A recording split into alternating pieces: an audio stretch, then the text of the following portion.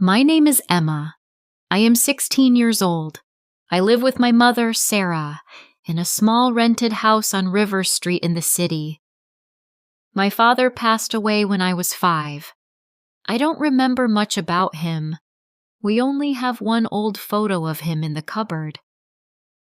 Mother says he was a kind man who loved me very much. Now it's just me and my mother. We don't have much money, but we are happy. Mother always smiles, even when she is tired or hungry. She says, "As long as we have each other, we have everything," and I believe her. Mother works very hard.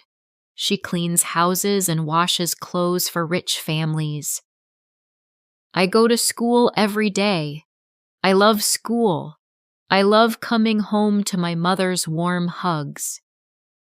Our house is very small. 1 room, a kitchen, and a tiny bathroom. The walls are old and the roof leaks when it rains, but we don't complain. We share 1 bed. We eat simple food, rice and beans.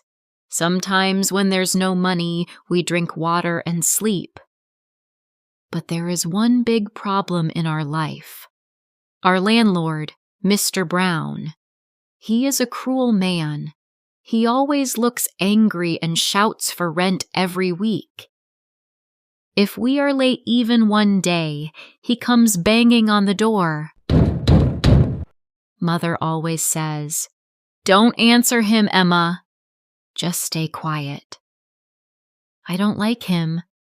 I don't like how he looks at my mother. His eyes make me feel afraid. One day I told my mother, "Let's go far away." But she smiled sadly and said, "Where will we go, Emma? Who will give us a house without money?" Then one Tuesday, everything changed.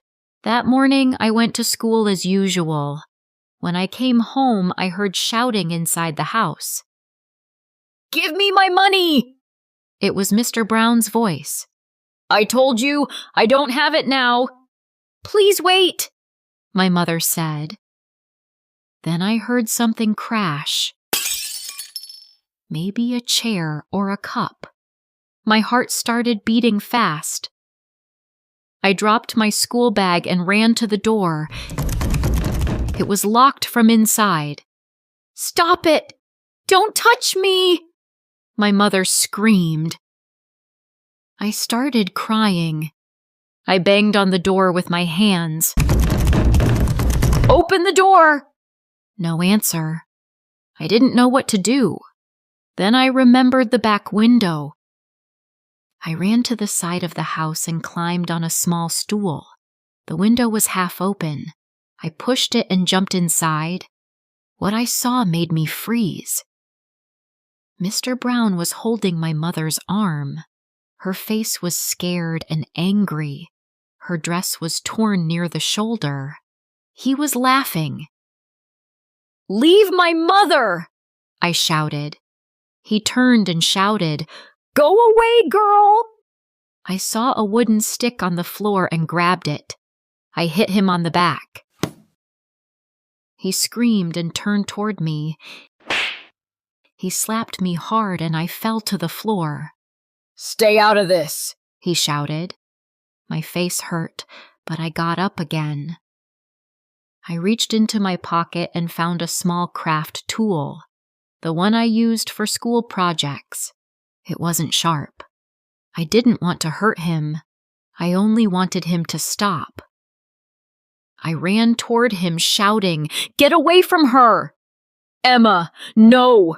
my mother cried, but I didn't hear her. Everything happened so fast. I moved my hand, and Mr. Brown gave a loud cry and stepped back. He lost his balance and fell to the floor.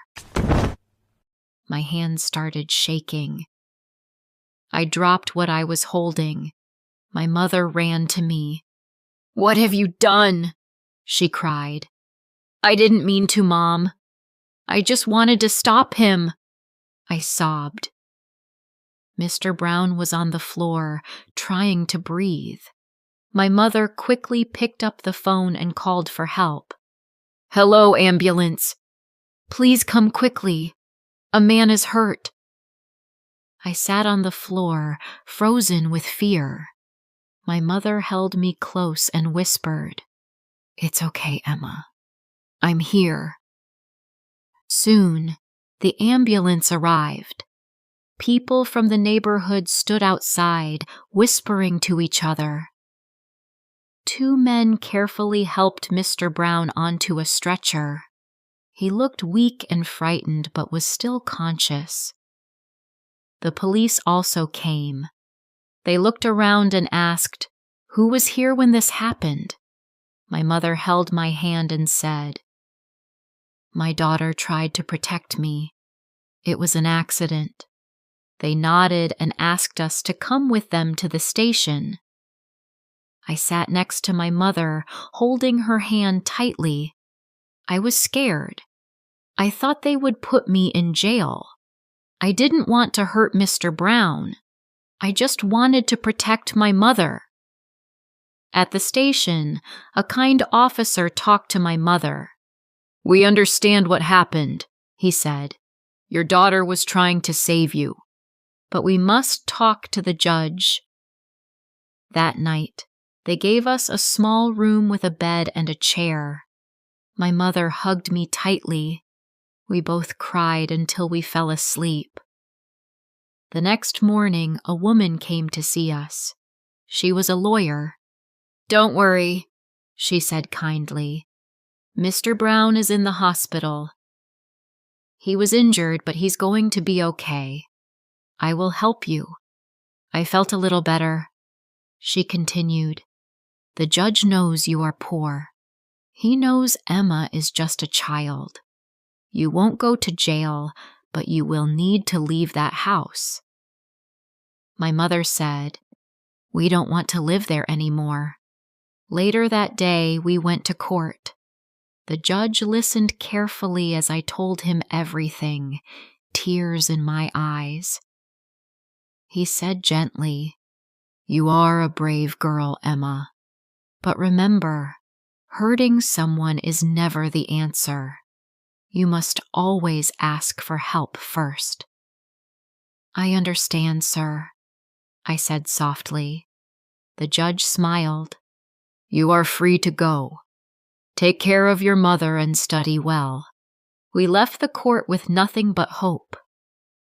We stayed a few days at my friend Lily's house. Her mother was kind and gave us food and clothes. My mother soon found a new job at a small factory. It didn't pay much, but we were safe. One evening, a woman came to visit us. She was from a charity group. "I read your story in the newspaper," she said. "Many people want to help you." I was surprised. "Help us? Why?" "Because you are brave," she said. "Your love for your mother touched many hearts." She gave my mother a letter. It said we would get a small house for 1 year, rent-free.